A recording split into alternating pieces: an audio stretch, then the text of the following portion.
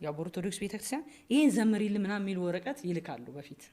አሁን ተለውጦ እንገልሻለን፣ እናጠፋሻለን፣ አንለቀሽ ምናምን የሚል ወረቀት። ከዛ እኔ ከኦርቶዶክስ ቤተክርስቲያን ውጭ ዓለም ያለ አይመስለኝም። የእውነት ነው የምልሽ። እንደውም ውጭ ሀገር ሲሄድ ነው ለካ የተለያዩ ሃይማኖቶችም አሉ ግን እና ኢየሱስ ለካ በኋላ ኢየሱስ ከኔ ጋር ያዛምደዋል። ምን ይሄንን ሪጀክሽን እንደዚህ ነው እኮ ሪጀክት ያደረግሽኝ ሰው ሁሉ እኔን እንደዚህ ነው ሪጀክት ያደረገኝ ነኝ። ሰላም ጤና ይስጥልኝ፣ እንዴት አላችሁ? እግዚአብሔር ይመስገን። ወቅታዊ በሆነ ቪዲዮ ተመልሼ መጥቻለሁ። እንግዲህ በዚህ ቪዲዮ የምንመለከተው የቀድሞ ዘማሪት ዘርፌ እንግዲህ ከኢትዮጵያ ኦርቶዶክስ ተዋሕዶ ቤተክርስቲያን ተለይታለች። መቼም በየትኛውም እድሜ በየትኛውም ዓመት ላይ ቢሆኑ እቺን ቤተክርስቲያን ማንሳታቸውን አይተው እንግዲህ ከኢትዮጵያ ኦርቶዶክስ ተዋሕዶ ቤተክርስቲያን እንዴት እንደወጣች እንዴት ተገፍታ ተባራ እንደወጣች ሳትፈልግ እሷ ራሳቸው ኢየሱስ ማለት ሲጀምር ነው ገፍቶ ያባረሩኝ ትላለች። ያን እንመለከታለን። እኔ ቀድሞውንም ከፕሮቴስታንት ጋር ምንም ግንኙነት የለኝም ነበር፣ ከኦርቶዶክስ ቤተክርስቲያን ውጭ ሌላ መዳኛ ያለበትም አይመስለኝም፣ ግን ራሳቸው አባረው የእውነት መንገድን አሳዩኝ የሚሉና የተለያዩ ነገሮችን ታነሳለች። እንደውም ቤተክርስቲያን ውስጥ ሊገሏት እንደነበር እናጠፋሻለን እያሉ እንደሚያስፈራሯት ምራቅ እንደሚተፉባት እያለቀሰች ትናገራለች። ይህን ነገር እስቲ እንመለከታለን። መቼም ዝም ስንል እውነት እንዳይመስል ነው የምንነጋገረው። ሌላውም ስለ አብይ ጾምም አንዳንድ ነገሮችን አስቃኛችኋለሁ። እስከ ፍጻሜ አብራችሁን ቆዩ። ሰሞኑን አካውንታችን ቀዝቀዝ እያለ ነው። እስቲ ላይክ አድርጉት። ግዴን ለሙላችሁም ላይክ በማድረግ ጀምሩ። ሰብስክራይብ አድርጉት። ኮሜንት ላይም እግዚአብሔር ይመስገን ብላችሁ ጻፉ። ለዚህ ለታላቅ ጾም ስላደረሰን እንደው ከዘርፌ በፊት አንድ የእመቤታችንን ተአምር ላሳያችሁ። እስኪ አታሳልፉት። የዘንዶ 10 በዓታ ማርያም የበዓታ ማርያም ወዳጆች ተአምሩን እስቲ ላሳያችሁ። ተመልከቱ። እዚህ ስዕሏን ውስጥ ንቦቹ እዚህ ጋር ገብተዋል። ተአምር ተአምር ተአምር ተአምር እየተባለ ነው በዘንዶ 10 በዓታ ማርያም። እንግዲህ እንደምትመለከቱት ጥር 3 ቀን ሲዞር ውሎ እዚህ ስዕሏ ውስጥ ገብቶ ተገኝቷል። ንቡ ማለት ነው። በጣም ተአምሯንም ኑና እዩ። ማርያም ላይ ነው ንቦቹ ማር ሰርተው የምናየው ማለት ነው። ማሩ ይታያል፣ ንቦቹም ይታያሉ ማለት ነው። እዚህ በፊት ለፊት በጀርባ በኩል ይታያል እንደምታዩት ማለት ነው። ግልጽ የሆነ ነው።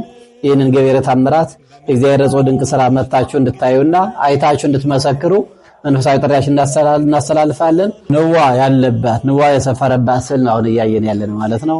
ጥር 3 የእናታችን የበዓታ ለማርያም ገዳሙ ላይ የገባችበት ቅዳሴ ቤቷን እናከብር ነበርና በዛ ላይ ታቦቱን ያከበሩ ካህናት ላይ ሁለቱም ታቦተ ሕግ ላይ መጥቶ ንቦቹ ከበው ይዞሩ ነበር። እንዴ ከየት የመጣ ንብ ነው ብለን ስንጨነቅ ስናስብ እንዲያው ይጣላን ይሁን ይናደፍ ይሆን ብለን ስንጨነቅ ለካ ፈቃድ እግዚአብሔር ሆኖ የእመቤታችን ድንግል ማርያም ፈቃድ ሆኖ የእግዚአብሔር አባታችን ፈቃድ ሆኖ መጥተው ንቦቹ ታቦቱ ተከብሮ ታቦቱ ስርዓተ አምልኮቱ ንግሱ ስርዓት አገልግሎቱ ተከናውኖ ካለቀ በኋላ ታቦታቱ ወደ መንበረ ክብራቸው ሲገቡ ንቦቹ መጥተው ቀጥታ ወደዚህ ሲሰፍረዋል ማለት ነው።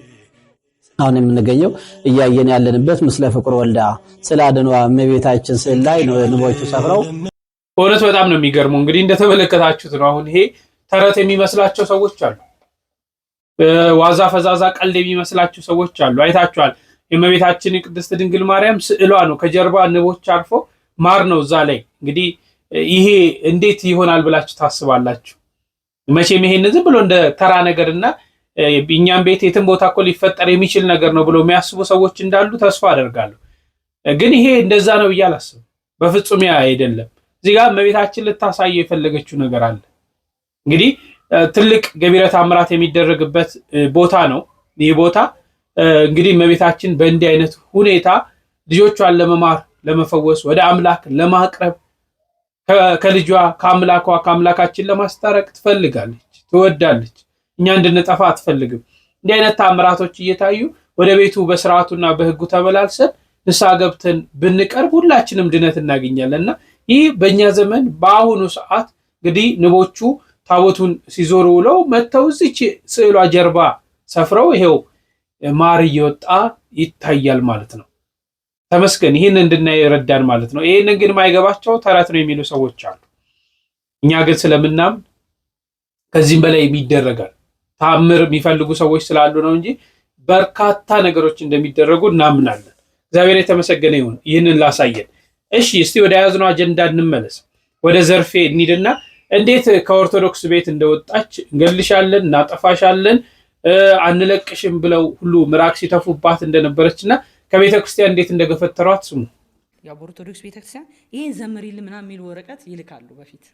አሁን ተለውጦ እንገልሻለን፣ እናጠፋሻለን፣ አንለቅሽም ምናምን የሚል ወረቀት። ከዛ እኔ ጌታ ሆይ አበርታኝ።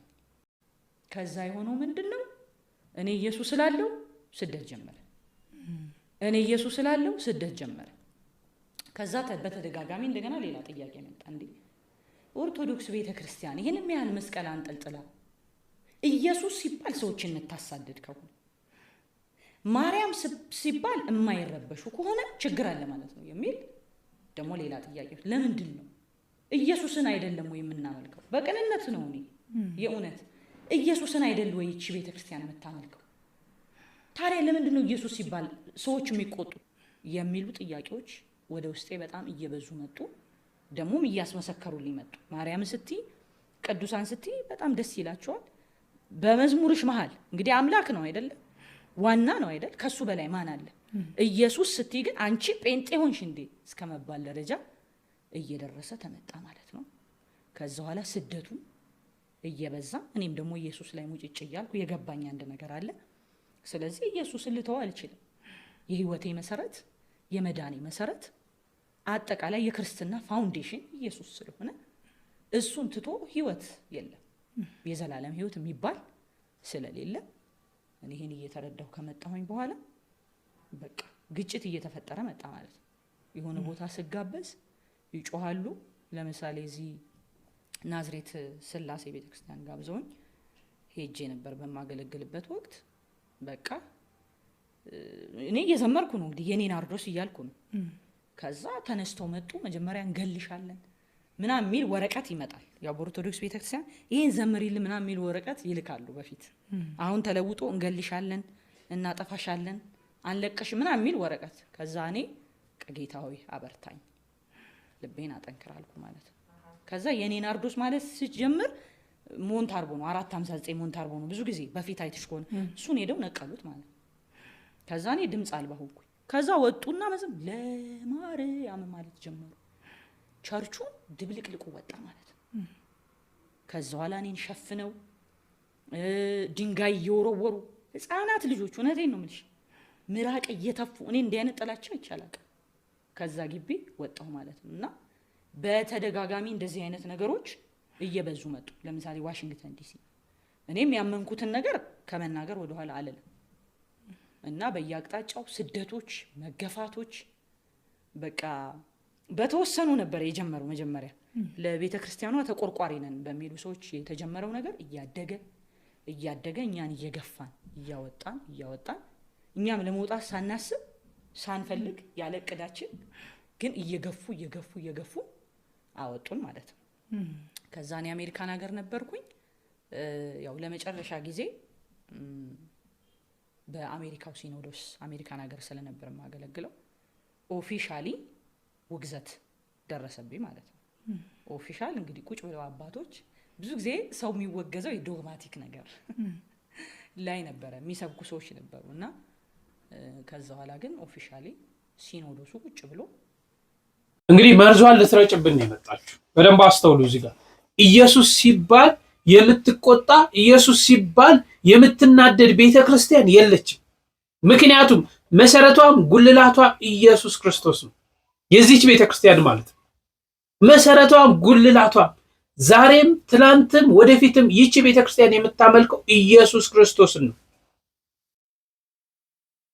ይህን ማመን አለብን። ምናቀው እውነት ነው። ቤተክርስቲያን በማርያም ስም፣ በሚካኤል ስም፣ በገብርኤል ስም ቤተክርስቲያን ቢሰየም እዛ ቤተክርስቲያን ውስጥ የሚመለከው ኢየሱስ ክርስቶስ ነው። እዛ ቤተክርስቲያን ውስጥ የሚፈተተው የክርስቶስ ስጋና ደም፣ አምልኮ የሚደረገው ለኢየሱስ ክርስቶስ ብቻ ነው ማለት ነው። እኔ ኢየሱስ ስል ነው ያወጡኝ ትላለች። ይሄ መርዝ መርጨት ነው፣ ሆነ ተብሎ ማለት ነው። እንግዲህ አሁን ትኩረት የሚሰጣት ጠፋ። ቤተክርስቲያኗን በዚህ ልክ ለማጠልሸትና ቤተክርስቲያኒቷን እኔ እኮ የወጣሁት በእንዲህ አይነት ሁኔታ ነው እንጂ መውጣት ፈልጌ አይደለም። ይሄ ጸናቶች አይደለንም እኮ እየገፉ ነው ያወጡን ትላለች። መውጣት አልፈልግም ነበር ትላለች። ማን አስወጣሽ? ቤተክርስቲያን እኮ የእውነት ቤት የሚገኝበት ነው። ክርስትና ሲጀመር የፈተና ነው። ከተፈተንሽ እውነተኛ ከሆን አንወጣ። የፈለገ ብንጋፋ የፈለገ ነገር ብናደርግ ሰዎችን አይደለም እኮ የምናመልከው። ሰዎች ይሄን አምልኩ ሰዎች እንዲያደርጉ ስላሉን አይደለም የምናደርገው። እውነተኛውን ክርስቶስ ነው። እሱ እኮ ተገፍቶ የለ እንዴ? በምድር አምላክ ሆኖ መጥቶ ብዙ ዋጋ ከፍሎ የለ እንዴ? ብዙ ነገር ተመልክተን መጽሐፍ ቅዱስ አነባለሁ ካልሽ ብዙ ነገር ደርሶበት የለ እንዴ? ግን ለመጣበት ዓላማ እስከ መጨረሻው ነው የጸናው። እኛን ሊያድነን በመስቀል ተሰቅሎ እኛን ሊያድነን ነው እንጂ እየገፋችሁኝ ነው ዞር በሉ ብሎ ትቶን አልሄደም። ለምን ሄድሽ አንቺስ? እውነታ ካለሽ የትኛው አስናት? እንገልሻለን፣ እናጠፋሻለን። እንዲህ አይነት እንደው ቤተክርስቲያን ውስጥ ሲጀምር የተሐድሶ እንቅስቃሴ ስለምታደርግ ነው። በተለይ በደብረ ዘይት በናዝሬት የነበራቸው ሁኔታ የታወቀ ነው። ከፍተኛ የተሐድሶ እንቅስቃሴዎችን ነበር የሚያደርጉት። ሙሉ ለሙሉ ተበክለው ሙሉ ለሙሉ የተሐድሶ እንቅስቃሴ ነው ሲያደርጉ የነበሩት። ሽፋኑ ኦርቶዶክስ ነው እንጂ ውስጡ ተሐድሶ ነው። የገባው ወንጌል የገባው ሰው ደግሞ አንቺ በአውደ ምሕረቱ በዛ በምሕረት አደባባዩ ላይ ኢየሱስ ክርስቶስን ክደሽ ሌላ ነገር ቅዱሳንን ክደሽ ሌላ ነገር አትሰብኪም፣ ሌላ ነገር አትይም። ይህን መገንዘብ ያስፈልጋል። ግን ማንም እየገፋ አላስወጣሽም። ራስሽን በራስሽ እንድትገፊ ስታደርግ የነበረው እዛው መድረክ ላይ የምታስተላልፊው ነገር ነው። እስቲ ደግሞ እንዴት እንደወጣሽ ስሟት። እኔ ከኦርቶዶክስ ቤተክርስቲያን ውጭ ዓለም ያለ አይመስለኝም። የእውነት ነው የምልሽ። እንዲያውም ውጭ ሀገር ሲሄድ ነው ለካ የተለያዩ ሃይማኖቶችም አሉ። ግን ወደዚህ ደግሞ አሁን ወዳለሁበት እውነት ያመጣኝ አንድ የእግዚአብሔር ቃል ነው። ያንንም የእግዚአብሔር ቃል ሳነብ ነው። እኔ መጽሐፍ ቅዱስ አነባለሁ በፊት። አሁን እነ መጋቢ ሐዲስ በጋሽ ሲያስተምሩ የትም አልሄድም፣ ቁጭ ብዬ ጽፋለሁ እና አንድ ጥቅስ ነው ያነበብኩት። ያ ጥቅስ ሐዋርያት ሥራ 4:12 ላይ ያለ ጥቅስ ነው። በቃ ነገሬን እንደዚህ አፕሳይድ ዳውን ያደረገው ማለት ነው። ያን ሁሉ ነገር ያመጣው መዳን በሌላ በማንም የለም እንድንበት ዘንድ ከሰማይ በታች የተሰጠ ስም ሌላ የለም የሚል አነበብኩ። ከዛ እኔ ደግሞ በጣም 7ቱንም አጽዋማት ምጾም የሚያውቁኝ ሰዎች ባይዘው ያውቁኛል። ዝም ብዬ አይነት ሰው አልነበረም። መገኛዬ ጻድቃኔ ማርያም የሆነ ለመዳን ራሴን ማስጨነቅ ሰው ነበርኩ። ምክንያቱም የመጣሁበትም ዓለም ስላለ ኃጢአተኛነት ነው የሚሰማኝ። ከዛ ኃጢአተኛነት ለማድረፍ የኦርቶዶክስ ቤተክርስቲያን የምታምነውን ነገር ሁሉ አደርግ ነበር እና ጧት እነሳለሁ፣ ውዳሴ ማርያም አነባለሁ፣ የዘወትር ጸሎት አነባለሁ፣ ዳዊት ደግማለሁ። በቃ በዚህ ልክ ለማምነው ነገር እየተሰጠው ሰው ነበርኩኝ ማለት ነው። እና ሁልጊዜ እግዚአብሔርን እፈልጋለሁ። ገብቶሻል? አሁን ንስሐ ተሰጥቶሽ መልሰሽ እንደዛው አሁን ንስሐ መልሰሽ እና የት ነው እውነቱ? ይሄ ነው ወይ መንገዱ ብለሽ ትጠይቂያለሽ እንደሰው። ስለዚህ እግዚአብሔር ከዚህ የመጽሐፍ ቅዱስ ጥቅስ ጋር አገናኘኝ ማለት ነው። ከዛ አነበብኩና ሄድኩኝ ወደ አንዳንድ አባቶች ጥያቄ ነው የጠየቅኩት።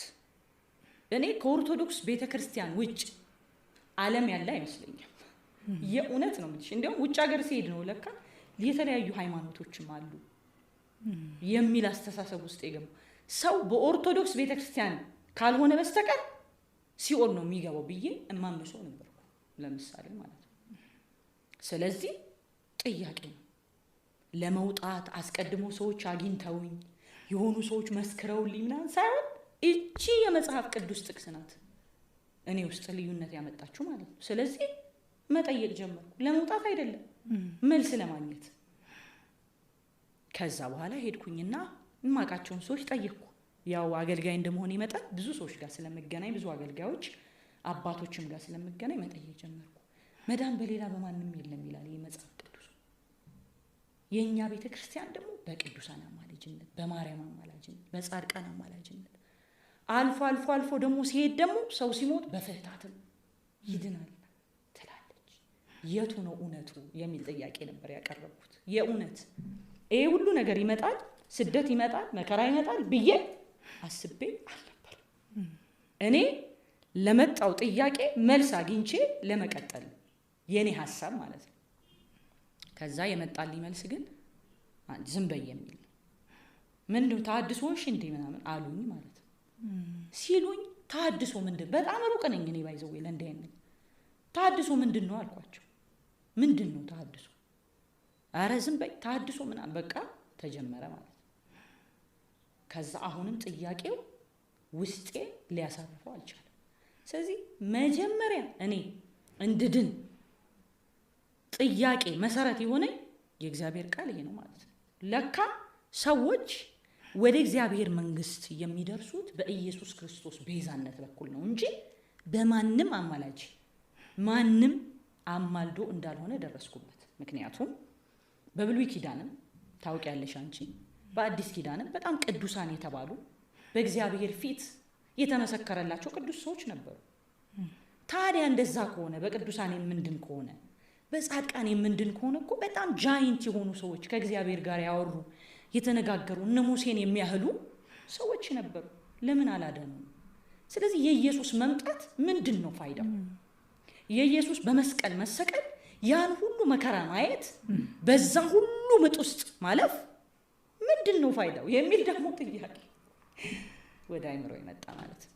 ስለዚህ ከዛ በኋላ ሳነብ እነሱም ያስተምሩት አስተምሮ ከመጽሐፍ ቅዱስ ጋር እንደሚጋጭ ከእውነቱ አባት ከሆነው አይደለም የመጽሐፎች ሁሉ አባት ከሆነው ከመጽሐፍ ቅዱስ ጋር ሕያው ከሆነው ከእግዚአብሔር ቃል ጋር ዘላለም ከሆነው ከእግዚአብሔር ቃል ጋር እንደሚጋጭ ደረስኩበት ማለት ነው። አሁንም ቢሆን ከኦርቶዶክስ ቤተክርስቲያን የወጣ ሲኦል ነው የሚገባው። ይሄን ማኑሽ ይሄን ማመን ያስፈልጋል። ነበር የሚመስለኝ ሳይሆን እውነታው ይሄ ነው። ከኦርቶዶክስ ቤተክርስቲያን ከወጣን ሲኦል ነው የምንገባው። መገኛ የጻድቃን የነበሩ ደሴ ማርያም ደግማለሁ ምን በመገኛ አይደለም ስለተገኘን አይደለም እዛ ቦታ እግዚአብሔር አካላችንን እዛ ቦታ እንድንገኝ አይደለም የሚፈልገው። ልባችን ሌላ ቦታ ሆኖ ጻድቃኔ ብትገኝስ ብትገኝ ምን ያደርጋል? አካልን እኮ አይደለም እኔነታችንን ልባችንን ነው እግዚአብሔር የሚፈልገው። ልብሽ ሌላ ቦታ ነበር። መገኛሽ ጻድቃኔ ሊሆን ይችላል። መገኛሽ ቤተክርስቲያን ደጅ ላይ ሊሆን ይችላል። ግን አንቺ ያለሽው ሌላ ቦታ ነው። ለምሳሌ በቅዱሳን አማላጅነት እንድንበት የተሰጠን ስም ኢየሱስ ክርስቶስ። በቅዱሳን አማላጅነት ቤተክርስቲያን አዎ ቅዱሳን አማልደው ከአምላክ ያስታርቁናል። አስታራቂዎቻችን ናቸው። ድልድዮቻችን ናቸው። አቅራቢዎቻችን ናቸው። ወደ ክርስቶስ ይቅርታን የሚለምኑ ናቸው። እራሳቸው እኮ ያድኑናል። እራሳቸው እኮ እንደ አምላክ ናቸው አላለ። አማላጅ ናቸው። አድራሽ ናቸው። እመቤታችን ታደርሳለች ወደ ልጇ፣ ታስታርቃለች፣ ልጇን ትለምናለች ስለኛ። ሰው ሲሞት ፍታት፣ አዎ ፍታት ይደረጋል። ልመና ነው እኮ ጸሎት። እባክህ ይህችን ነፍስ ማራት፣ እባክህ ይህችን ነፍስ ይቅር በላት፣ እባክህ ይህችን ነፍስ ከቅዱሳኑ ከነ አብርሃም ከነ ይስሐቅ ከነ ያዕቆብ ጋር አሳርፋት እየተባለ ነው የሚለመነው። ያቺ ነፍስ እንደ ስራዋ ነው የምታገኘው።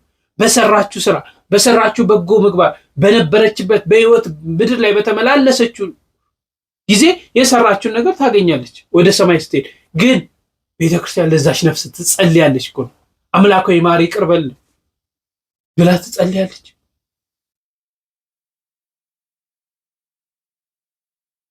በመጨረሻ ነው የደረስኩበት። አልደረስሽበትም። መዳን እውነተኛው መንገዲቱ ነው ብዬ ደርሼበታለሁ ነው የምትለው። አልደረሰችም። አሁንም ቢሆን የቤተክርስቲያን የቅዱሳንን ምልጃ ብንለይ፣ ምልጃ ማለት ምን እንደሆነ ቅዱሳኑ በቤተክርስቲያን ውስጥ ምንድነው ተግባራቸው፣ ለኛ ለሰው ልጆች ምንድነው ተግባራቸው፣ ከአምላክ ዘንድ ምንድነው የሚያደርጉን የሚለውን ማወቅ ያስፈልጋል። ያ አልገባሽም፣ አሁን አልተረዳሽም። ዛሬ አጀንዳ ስለጠፋ፣ ዛሬ የሚያይ ሰው ስለጠፋ እየወጣችሁ ያልሆነ ነገር አዎ የተሐድሶ እንቅስቃሴ ስታደርጊ ነበር። በዶግማቲክ እንዴ ዝማሬዎች ላይ እኮ ዶግማቲክ የሆነ ነገር ነው እኮ ስታደርጉ የነበረው። ነገረ መለኮቱን ዝቅ ስታደርጊ የክርስቶስን የማዳን ስራ ለቅዱሳኑ የሰጠውን ለጻድቃኑ የሰጠውን ቃል ኪዳን የዘነጋሽ ታዲያ እንዴት ነው ይሄ? እንደው በመጨረሻ ይህችን ብቻ አላስቃኛችሁ። ከተሐድሶ ጋራ ምንም ግንኙነት የለኝም ነበር ያለችው። እስከዚህ ጊዜ ድረስ ግን አንቺ ከወንጌል አማኞች ወይንም ከተሐድሶ እንቅስቃሴ ውስጥ ካሉ ወገኖች ጋር ምንም አይነት ግንኙነትም የለሽም። አሁን ብዙ ጊዜ የሚታሰበው መጀመሪያውኑ ውስጥ ለውስጥ እዛው እያላችሁ ከውጭ ካሉት ከወንጌል አማኝ ወይንም ደግሞ ከተሃድሶ እንቅስቃሴ ውስጥ ካሉ ሰዎች ጋር ግንኙነት ፈጥራችሁ እንደው በቃ ዝም ብላችሁ በአካል ብቻ እዛ ሆናችሁ ከዛ ግን ለመውጣት እየተመቻቻችሁ ቆይታችሁ ከዛ ልክ ውግዘቱ ሲደርስባችሁ በቀጥታ እንደወጣችሁ ነው የሚታሰበው። እስከ ውግዘቱ ድረስ አንቺ ምንም አይነት ግንኙነት አልነበረሽም? የመውጣትም አላማ አልነበረሽም? እኔ አልነበረኝም እውነት ለመናገር ምንም። ይሄ አሁን ከፕሮቴስታንት ጋር ያሉ ሰዎች ወንጌል እንዲህ ነው የመዳን መንገድ ይሄ ነው ብሎ የነገረኝ ሰው የለም። አየሽ፣ ግን ይሄ መጽሐፍ ቅዱስ መንፈስ ቅዱስ ግን በቃ አይኔን ስላበራልኝ ነው ጥያቄም የጀመርኩት እና ውሸት ነው። እኛ ከዚህም በፊት የሚያገለግሉ አገልጋዮች አብረውን የነበሩም ሰዎች ያውቃሉ። ጭራሽ ምንም አይነት ስትራቴጂ ያልነበረን ኦርቶዶክስን ቤተክርስቲያን በሌላ ነገር የማናስብ ማለት እነሱ እንደሚሉት በቃ ህዝቡን አውጥቶ ጴንጤ ለማድረግ የተለያየ ፈጽሞ እንደዛ አይነት ነገር ሐሳቤ ያልነበረን በጣም በቀንነትና በፍቅር ኦርቶዶክስ ቤተክርስቲያንን የምናገለግል በጣም ዋጋ የምንከፍል ልጆች ነው የነበረው እና ይሄ ከእውነት የራቀ ነው። የነበሩ ሰዎችም ደግሞ ያውቃሉ። ምንም አይነት ስትራቴጂ የለም፣ የምንገናኘውን ጴንጤም ሰው የለም። ግን መጽሐፍ ቅዱስ ይሄው በመንፈስ ቅዱስ አማካኝነት እውነቱን ለኔ አብርቷል እና እኔ እንደዛ አይነት ሙቭመንት እኛ ግሩፕ ውስጥ እንዲህ አድርገን እንደዚህ የሚባል ነገር ሰምቼም አይቼም አላውቅም። እንዲያውም አንዳንድ ሰዎች በቃ ገንዘብ ሁሉ ተሰጥቷቸው እየተደጎሙ ምናምን የሚል ሐሳብ አለ። እሱ ሁሉ ውሸት ነው። ፈጽሞ እንደዚህ አይነት ነገር አልነበረ። በተወገዝሽበት ሰዓት እንደው ምን ይመስል ነበረ? ምን አይነት ስሜት ውስጥ ነበርሽ? መልስ ሰጥተሽ ነበረ ወይንስ እንዴት ነበረ? ያው እንዳልኩሽ ኦፊሻሊ ያላወገዙኝም እንጂ ከቤተ ክርስቲያን አግደውኝ ነበር። መጀመሪያ በቃ የማገለግልባቸውን ቦታዎች እያጠበቡ የሆነ ቦታ ስገኝ የሆነ በቃ ጦርነት እየተነሳ ለምን ጸብ ይነሳል። ከዛ የማገለግልባቸውን እየጠበቡ መተው ነበር። ስለዚህ እኔ ምን አደረኩኝ? በቃ እኔ በቃ አልቋል ማለት ነው ያልኩት። እግዚአብሔር የሚፈልገኝ የአገልግሎት ጊዜና ዘመኔ እዚህ ድረስ ነበር ማለት ነው አልኩኝና ወደ ስራ ነው የገባሁት። አሜሪካን ሀገር ሲልቨር ስፕሪንግ አካባቢ ነበር የምኖረው። ኡበሬን እሰራለሁ ማለት ነው። ኡበር እሰራለሁ፣ ቤት ገባለሁ። ለምን ወደ ፕሮቴስታንት አልሄድኩም? ጋፕ በጣም ነበር በዛ መሃል። እኔ ግን በቃ አልቋል፣ በኦርቶዶክስ ቤተክርስቲያን ያለኝ አገልግሎት እግዚአብሔር እዚህ ድረስ ነበር የፈለገኝ ማለት ነው ብዬ ስራዬን እየሰራው እንደማንኛውም ሰው ለመኖር የኡበር ስራ ውስጥ ገባው ማለት ነው። እና ኡበር እየሰራው ነው አንድ ወዳጄ ከዳላስ ቴክሳስ ደውሎ እንኳን ደስ ያለሽ አለኝ ማለት ነው። እኔ ደግሞ ምን ተፈጥሮ ነው ብዬ ምንድነው አልኩት። ለሊት ስለሆነ ምንዳው ቀን እተኛለሁ ስለው ተወገሽ እኮ አለኝ። ኤኒዌይስ ኦሬዲ መጀመሪያ ተዘጋግቷል አልሄድም። ስለዚህ ምን አልኩ? አይ በቃ ገላገሉ አልኩኝ። ኢሳት ዘግቦታል። አታችን ማድረግ ከተቻለ ከዚህ ጋር እናደርገዋለን። ኢሳትም ዘግቦት ነበር። የወጣው ወረቀት ነበረ። በወቅቱ ሲያወግዙ አልጠየቁኝ። ጥፋቴ ምንድነው? ችግሬ ምንድነው? ምናምን የሚለውን ነገር ምንም አልሰማሁም። የሰማሁት ግን መወገዜን ብቻ ነው። ጠርቶም ይሄና ይሄ ስተት አለ ይሄ አለ ብሎ በመጽሐፍ ቅዱስ ሙግት ውስጥ የተቀመጠ የለም፣ ያስረዳኝም የለም ማለት። ስለዚህ ጭፍን በሆነ መንገድ ተሰብስቦ ሲኖዶሱ አውግዞኛል ማለት ነው። ያው ለኔ ግን ወደ እውነቴ ወደ ኢየሱስ ስለሆነ ያስጠጉኝ ምንም ጉዳት አላደረሱብኝም። መቼም ይሄን እንኳን እኛ ጻናቶችም ይረዱታል። በዘመኑ ያልነበሩ አሁን ያሉ ጻናት እንኳን ዘርፌ ምንድነው ብለው ጎግል ቢያደርጉ ያንዳንዱን ነገር ይረዱታል። እኔ ባይዘው በደንብ ነበር ማቃት። በተለይ በዚህ በሽሮ ሜዳ አካባቢ ሽሮ ሜዳ ስላሴ የሚባል ቤተክርስቲያን ካወቃችሁ እዛ በ2002 2003 እንደዚህ 2004 ድረስ ትመጣ ነበር። እያንዳንዷን ተግባሮቿን እያንዳንዷ ሁኔታቸው እንቅስቃሴቸው በዛ ታይም ምን እንደሚመስል እንኳን ይታወቅ ነበር። ቤተክርስቲያን ውስጥ ናቸው ተብሎ ምን አይነት እንቅስቃሴዎችን ያራምዱ እንደነበር ማለት ነው። አትሊስት እነሱ የሚሰብኩትን ስብከት እንኳን አይኖሩትም ነበር። ይወጡ ለምሳሌ እነሱ ቡድን እነበጋሻው ማንሳት ይቻላል። ተነስቶ መድረክ ላይ የሚያስተምረውና እነሱ ያላቸው ህይወት ግን ያ አይደለም። ምክንያቱም እያስመሰሉ እንደነበረ የሚታወቅ ነውና ደው ምን ለማለት ነው? እግዚአብሔር ልቦና ይስጣችሁ።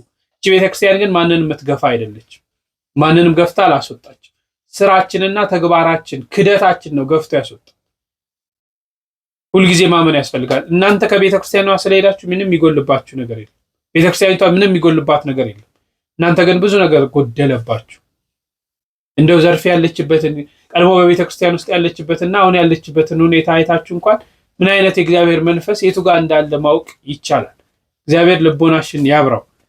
እንደው ከዚህ ጋር ተያይዞ አንድ የቅዱስ ያሬድ መዝሙር እስቲ እንስማ፣ ስለ ዝማሬዎች አንዱ የሚለው ማለት ነው። እዚህ ደፍረን የምናወራው የቅዱስ ያሬድ መዝሙር ዜማ የሚባል በመዝሙር የለም። ክርስቲያኖች ይሄን ነገር ሳይቃጠል በቅጠል ማስቆም አለብን። በቤተ ክርስቲያናችን ሙዚቃ የሚመስሉ ዝማሬዎች የበዙት እንደዚህ አይነት ሰዎች በድፍረት ወጥቶ እንዲመናገር ስለጀመሩ ነው። እዚህ ደፍረን የምናወራው የቅዱስ ያሬድ መዝሙር ዜማ የሚባል በመዝሙር የለም።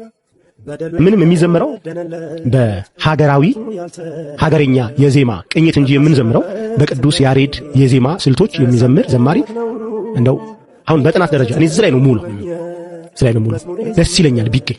ይኸውልህ በትዝታ ማይነር፣ በትዝታ ሰከንድ፣ ባቲ ላይ ደግሞ ባቲ ሊዲያን፣ ባቲ ሜጀር፣ ባቲ ማይነር፣ አምባሰል ማይነር፣ አምባሰል ሜጀር፣ አንቺ ሆዬ ለኔ እያልን እንጂ ምን ዘምረው ስቱዲዮ ሄደን እስኪ ጭረት ላይ ድፋት ላይ ረክርክ ላይ አድርገው የትኛው ባለሙያ ነው የትኛው የለም። አሁን ተጋብለን ስንመለከት በጣም ነው ይሄን ነገር እንትን የሚሉት ይቃወማሉ እኮ ሁሉንም ነው የሚቃወሙት። ሲቃወሙ እንዲያው አንድ አራት አይና የሚባሉት ሊቀ ሊቃውንት ማን ናቸው ጎንደሩ? እሳቸው የለም አሉ በይሳት እግዚአብሔር ይስጣቸው። እንደዚህ ነው መናገር። ይሄ ዘማሪ ምን እያለን ነው? ቤተክርስቲያን ውስጥ የቅዱስ ያሬድ ዜማ የሚባል በዝማሬዎች ውስጥ የለም። በቅዱስ ያሬድ ዜማ አይደለም እስካሁን የነበሩ ዘማሪያን ሲዘምሩ የነበረን እያለን ነው። እንግዲህ ይሄ ሰውዬ ከዚህ በፊት በታድሶ እንቅስቃሴ ላይ ተሰማርቶ ከዛ ስተቱ ተምሮ መጥቶ እንደገና ቤተክርስቲያን ውስጥ እያገለገለ ያለ ዘማሪ ነው። በመጀመሪያ ደረጃ አንድ ዘማሪ መንፈቅናን ተቀላቅሎ ሄዶ ሲመለስ በአንድ ጊዜው ወደ መድረክ መልሶ ዝማሬዎቹ እንዲደመጡ ማድረግ ለራሱ ስህተትና ያልተጠናበት ነገር መሆኑን ያሳያል። ሁለተኛ ነገር መናፍቃን ተወግዘው ድጋሚ ወደ ቤተክርስቲያን ህብረት ሲቀላቀሉ ከዚህም በፊት ያጠፉት ጥፋታቸው ሊነገራቸው ከጥፋታቸው ሊማሩ እንጂ በጥቂት ጊዜ ተመልሰው ወደ መድረክ እንደ አይነት ምንፍቅና ድጋሚ እንዲዘሩ ሊደረግ አይገባም። ስለዚህ እስከዛሬ የተዘመሩ ዝማሬዎች የቅዱስ ያሬድ ዝማሬ የጠበቁ አይደሉም የሉም ብሎ እየካደ ነው። ለዚህ ንግግሩ ደግሞ ማስረጃ አድርጎ የሚያቀርበው ሊቀ ሊቃውንት ዘራዲስ ነው። እንዲህ ብሎ የተናገሩበት መልኩ ሌላ ነው። በዚህን ጊዜ የቅዱስ ያሬድ ዜማ ጠንቅቀው የሚዘምሩ ዘማሪያን የሉም፣ የቅዱስ ያሬድ ዜማ ቀርቷል ብለው ሊናገሩ ይችላሉ እንጂ የቅዱስ ያሬድ ዜማ የሚባል መዝሙር የለም ብሎ በፍጹም ሊናገሩ አይችሉም። ስለዚህ ይሄንን ማስረጃ ጥግ አድርገው ከዚህም በኋላ በቤተክርስቲያን ውስጥ የምንሰማቸው ዝማሬዎች የቅዱስ ያሬድ ዜማ ያልጠበቁ የቅዱስ ያሬድ ዜማ የሚባል የለም፣ ስለዚህ ሙዚቃ አዳምጡ ብለውን እየጋበዙ ነው ሊሶች። ይሄንን ንግግራቸውን ደግሞ በድርጊት እንዲያደርጉ ያሰሙናል። ነኝ እኔ በሕይወቴ ስላለኝ ውዴ አብሮቴ አይምሮን የሚያልፈው ያንተ ምሕረት። ይሄ ቃሉ ቃል እግዚአብሔር ሆነ እንጂ ዜማው ምንም መዝሙር አይመስልም። ከሙዚቃ ማይተናነስ ዜማ ነው። ይሄንንም ደግሞ ተገና አድርጎ መናፍቃኑ የእናንተኑ ዜና እያነሱ መልሶ ይዘምሩበታል። ለምን? የቅዱስ ያሬድን የጠበቀ ዜማ ስላልሆነ። ነኝ እኔ በሕይወቴ ስላለኝ ውዴ አብሮቴ። የነ ሊቀ መዘምራን ኪነ ጥበብ ዝማሬዎችን ብንመለከት መናፍቃንን የነሱን ዝማሬ ሲዘምሩ አላየንም። የነ ሊቀ መዘምራን ታደለ ፊታን ብንመለከት መናፍቃን የነሱን ዝማሬ ሊዘምሩ አልደፈሩም። የአባቶቻችንን በበገና የሚዘምሩትን የነ ሊቀ መዘምራን አለማዋጋን መዝሙር መናፍቃን ሊዘምሩት አይደፍሩም፣ አልደፈሩም። ግን የእናንተ ዝማሬ ለመዘመር የደፈሩት ሙዚቃ ስለሚመስል ነው። በእነሱ ስብ ውስጥ ስላላችሁ የእነሱን መንገድ ስለምትከተሉ የእናንተን ሙዚቃ የእናንተን መዝሙር ወስደው እነሱም ይዘምሩታል እንደፈለጉት ማለት ነው። እስቲ የነ ዘማሪት ማርታን ዝማሬ መመልከት እንችላለን። እያንዳንዱ ሰዓታትን የነካ መዝሙር ሰዓታት ስባተ ፍቁር የምትቆሙ ዲያቆናት ምዕመናን ካላችሁ የእነሱን ዝማሬ ተመልከቱት። ከስባተ ፍቁር የተቀዳ ከማረና የተቀዳ ማይበረ ቅዱሳን የሚዘምሩትን ዝማሬዎች ተመልከቱ። ከቅዱስ ያሬድ ዜማ የተቀዳ መዝሙር ነው። ስለዚህ አይናችሁን በጨው አጥባችሁ መጣችሁ እዚህ ላይ ምንፍቅናችሁን አታስተምሩ። ቤተክርስቲያን የቅዱስ ያሬድ ዜማ የሚባል የላትም እያላችሁ መዝሙሩ እንደፈለገ ልክ እንዲሆን አትጋብዙ። መዝሙር የከንፈር መስዋዕት ነው፣ ለእግዚአብሔር የሚቀርብ ታላቅ መስዋዕት ነው። ስለዚህ ይህን ነገር አቃለን ከሙዚቃ ጋር እኩል ለማድረግ ባንጥር ጥሩ ነው። ክርስቲያኖችም ተጠንቀቁ። ከእንደዚህ አይነት ሙዚቃ ከሚመስል መዝሙርም ራሳችሁን ጠብቁ። የአባቶቻችን የቀደሙትን የነ ሊቀ መዘምራን ኪነ ጥበብን የነ ይልማን እንዲሁም ደግሞ የነ ማርታን የነ ታደለ ፊታን የነ ዓለሙ አጋን ዝማሬዎች ለመከታተል ለማድመጥ ሞክሩ። በዚህ ጊዜ የሚመጡ ዝማሬዎች ጤነኛ አይደሉም። እግዚአብሔር ኢየሱስ ክርስቶስ ድንግል ማርያም ብለው ቃል እግዚአብሔር ስላስገቡበት ብቻ ራሱን ችሎ መዝሙር ሊሆን አይችልምና፣ ስለዚህ በእነዚህ ዝማሬዎች ጆሮአችሁን አታበላሹ። ስርዓተ ቤተክርስቲያንን ያልጠነቀቀ ዝማሬ ነው። ይሄም ሊወገዝና ሊቆም ይገባል። ተከታተላችሁት ነው። በእንዲህ አይነት ሁኔታ ነው ትንሽ ከቤተክርስቲያን ወጣ የሚባለው ማለት ነው። የቤተክርስቲያን ስርዓቷ ህጓ የሚጣሰው በእንዲህ አይነት ሁኔታ ልምምዶች ምን ችግር አለው በሚሉ ነገሮች ነውና ይሄ ጥሩ አድርጎ ወንድማችን መልሶታል። በመጨረሻ አብይ ጾም እንግዲህ መጥቷል። ታላቁ ጾም በረከት የምናገኝበት ድነት የምናገኝበት ማለት ነው። እንግዲህ ጾሙን በምን እንጀምረው? አብይ ጾምንስ መጾም ለምን ያስፈልገናል የሚለውን ተከታትለን እንጨርሳለን። አብይ ጾምን መጾም ማለት የእግዚአብሔር ልጅ እግዚአብሔር ወልድ ወደዚህ ዓለም የመጣውን መውረድ አድንቆ በዚያ ተመስጦ መኖር ነው። አሁን እየጾምን ይመስላችኋል? የመጀመሪያዎቹ ክርስቲያኖች ክርስቶስ ወደዚህ ዓለም የወረደበትን ምስጢር ለማድነቅ ብለው አብይ ጾም ሊገባ ሲል ዮርዳኖስን ተሻግረው በረሃ ሄደው 40ውን ቀን ሰንብተው የሆሳዕና ዕለት ነበር መልሰው የሚገናኙት። በሐዋርያት ዘመን የነበሩት ማለት ዳቦአቸውን ቋጥረው ዮርዳኖስን ተሻግረው በረሃ ሄደው ሁሉም ለየብቻው ሆኖ የክርስቶስን ወደዚህ ዓለም መምጣት እያደነቀ ከርሞ የሆሳዕና ይገናኛል። ስለዚህ በክርስቶስ ሰው መሆን መደነቅ ነው። ዘወረደ ገባ ጾም ገባ ሲባል ዘወረደ ስንል እግዚአብሔር እኮ እኛን ለማዳን መጣ ብሎ በዚህ ተደንቆ ጾሙን መጀመር ነው። አላችሁ አይደለም? ያው እግዚአብሔር ወደዚህ ዓለም መጣ የሚለውን እንዲደንቀን መሆን ነው። ደንቆን ከጾም ነው ጥሩ ነው። እንዲደንቀን አንድ ሁለት ነገሮች እንደው ሊቃውንቱ ከተናገሩት ልንገራችሁ።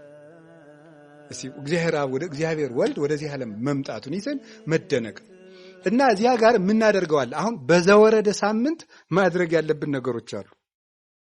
በዘወረደ ሳምንት የመጀመሪያው ማመን ማድነቅ ነው። የምናደንቀው ሰው ሆኖ ወደዚህ ዓለም የመጣበት ምስጢር ነው። ቅዱስ ዳዊት ምን ብሎ ነበር የተናገረው? አጽነነ ሰማያተ ወረደ ነው ብሎ ነው የተናገረው። የሚያስደንቅ ነገር ነው። ለምንድን ነው ሰማይን ዝቅ ዝቅ አድርጎ መጣ የሚለው? እስኪ በሉ። ሰማይን ዝቅ ዝቅ አድርጎ መጣ። አንድ የበረሃ መነኩሴ የተናገረውን እንገራቸው። ለሰው ልጅ ደግሞ ትሕትና ምንድን ነው አለ። እኔ በጣም ነው የሚደንቀኝ የዚህ መነኩሴ ንግግር ስሰማ። ለሰው ልጅ ትሕትና አይገባውም። ለሰው ልጅ የሚገባው አቅሙን ማወቅ ነው ይላል። ምክንያቱም አፈር ትሕትና የለውምና ይላል። ምክንያቱም አፈር መጀመሪያ ምን ያደርገ ነው? የወደቀ ነው። አፈር ወዴት ዝቅ ይላል? ትቢያ አይደለ? አንተ የተፈጠርከው ከምንድን ነው? ከአፈር ነው። አንተ ትሁት ልትባል አይገባም። አንተ አቅምህን ነው ማወቅ ያለብህ። ትሁት ሊባል የሚገባው ማን ነው? ክርስቶስ ነው።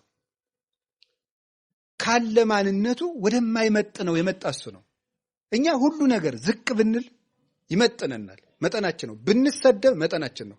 ብንታማ መጠናችን ነው። መሬት ላይ ብንቀመጥ መጠናችን ነው። ለሱ ግን ሁሉ የማይመጥነው ነው። ሁሉ ያለው የሌለው ሆኖ ሲመጣ ነው እንጂ ትሕትና ደግሞ ሰው ምን ትሕትና አለው ይላል? አፈር ትሕትና አለው እንዴ? የአብይ ጾም ጉዞ በምን ይጀመራል? በምን? በትሕትናት ወርዶ ነው የሚጀመረው። ወርዶ ነው የሚጀመረው። በትሕትና ይጀመራል። የልልና መጀመሪያው ትሕትና ነው። ለዚህ ነው አባቶቻችን ምን ይባላሉ? ምን ይላሉ? ትሕትና የትሩፋት ሁሉ ምንድናት ይላሉ? መሰረት ናት ይላል። ቤት ሲሰራ መጀመሪያ መሰረቱ እንደሚጣለው የጸና አለት የሚባለው ነፋስ ገብቶ የማይጥለው ቤት የሚባለው ትሕትና መሰረት ላይ የቆመ ሰው ነው። ትሁት ከሆንኩ ማን ይገፋል? ራስህን እኮ ከፍ ስታደርግ ነው ሰዎች ሁሉ የሚገዳደሩ እና የአብይ ጾም ጉዞ በትሕትና ይጀመራል። ትሁት ሆነን ምን ማድረግ አለብን ነው?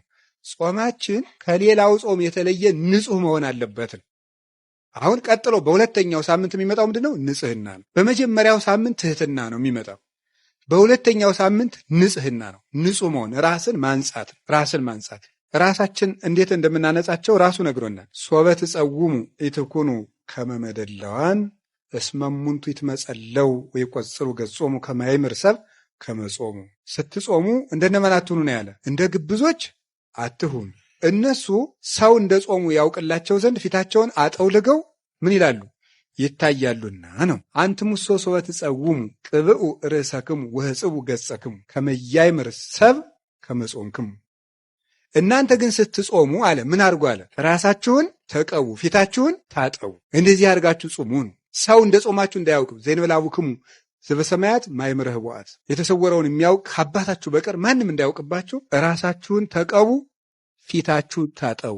በሁለተኛው ሳምንት ክርስቶስ እንድናደርግ የሚፈልገው ንጽህና ነው። የመጀመሪያው መንጻት ያለብን ከምንድን ነው? ከግብዝነትም። 3 ነገሮች ናቸው በዚህ ዕለት የታዘዝ ነው። እዚህ ወንጌል ላይ በዕለቱ በተነበበ ወንጌል ላይ በቅድስት የምናደርገው የመጀመሪያው ግብዝነት ይባላል። ግብዝነት ማለት ምን ማለት ነው? በመጽሐፍ ቅዱስ ግብዝነት 1 3 4 ፍቾች አሉት። ልንገራችሁ። ግብዝነት አንደኛ የሚናገሩትና የሚሰሩት መለያየት። ግብዝነት አይ መከራዬ ልናገረው የጨነቀኝ እኮ እኔም እንደዚያ ስለማልገኝ። የሚናገሩትና የሚሰሩት ምንድን ማለት ነው? መለያየት ግብዝነት ይባላል። ለሰው ሲቆርሱ አያሳንሱ እንደማለት ያለን። ምን ይላል ይሄን ጌታ ሲናገር? ዲበ መንበረ ሙሴ ነበሩ ለክሙ ጸሐፍት ወፈሪሳውያን፣ በሙሴ ወንበር በሙሴ መምህርነት ጸሐፍት ፈሪሳውያን ተቀምጠው አሉላችሁ። ኩሎ ዘአዘዙክሙ ግበሩ፣ የሚያዟችሁን የሚያስተምራችሁን ስሩ። ወዘከመ ምግባሩ ሙሴ ይትግበሩ፣ የሚሰሩትን ግን ምን አትበሉ አለ፣ አትስሩ። የሚሏችሁን ስሩ፣ የሚሰሩትን አትስሩ። ምን አይነት ሰዎች ስለሆኑ እነሱ አለ? ወያስሩ ጾረ ክቡደ ወያሰክምዎ ለሰብእ ዲበ መትከፍቱ፣ ለሰው ጽኑ ሸክም አስረው ያሸክሙታል። ወለሊሆሙ ይለክፍዎ በአጽባዕቲሆሙ፣ እነሱ ግን በጣታቸውስ እንኳን ምን አይሏትም አይነኳትም ይላል። ከግብዝነት መንጻት ነው። አፍኒ ወልብኒ ህውረ ይመኑ፣ አፍም ልብም አንድ ሆነው ይመኑ እንደተባለ በኦሪት ዘዳግም ላይ 2 አይነት ሚዛን በቤት ውስጥ አታኖር ይላል። ገርማል። ሊቃውንቱ የሚሉት ነገር ማነው? እግዚአብሔርም ያለው ነገር ሊቃውንቱም አድርገው የሚተረጉሙትን ብትሰሙት ታምር ነው። ስንት አይነት ሚዛን ነው የሚለው? 2 አይነት ሚዛን። 2 አይነት ሚዛን ማለት ምን ማለት ነው? ለሌላው ምን አድርገህ የምትሰፍርበት ነው? ጠበቅ አድርገህ የምትሰፍርበት፣ ለአንተ አነስ አድርገህ የምትሰፍርበት ልብ አይኑርህ። ለሌላው ይሄን አድርጉ ብለህ ካዘዝክ ለአንተም ደግሞ ያኑ ሚዛን እኩል መዝነው። ቃለ ሕይወትን ያሰማልን፣ እኛም በሰማነው ፍሬ የምናፈራበት ያድርገን። እንግዲህ ጾሙን የሰላም የፍቅር የበረከት ያድርግልን። ሁላችንም ጾሙን እንግዲህ እግዚአብሔርን በማሰብ ሀገራችንን በማሰብ የተቸገሩትን በማሰብ ወደ እግዚአብሔር ከነበርንበት ክፉ ልምድ ወጥተን ከነበርንበት አጉል ነገሮች ወጥተን ይህንን ጾም በሰላም እንድንጾም የልቦናችን መሻት ተፈጽሞ ለዛ ለምንናፍቀው ለብርሃነ ትንሣኤ ሁላችንም እንድንደርስ የአምላካችን ቅዱስ ፈቃድ ይሁንልን። ሀገራችሁን በጸሎት እህት ወንድሞቻችሁን ቤተሰቦቻችሁን በጸሎት አስቡ። ለትንሣኤ ሁሉ በሰላም ያደርሰን። በሌሎች መረጃዎች እስክንገናኝ ቸር ቆዩልኝ።